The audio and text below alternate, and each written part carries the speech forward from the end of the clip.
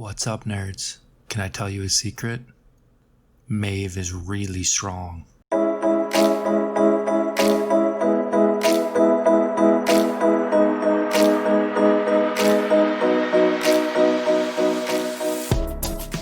So I didn't think the change to Maeve's hero power would be enough, but damn was I wrong. For those of you who don't know, Maeve's hero power is Imprison.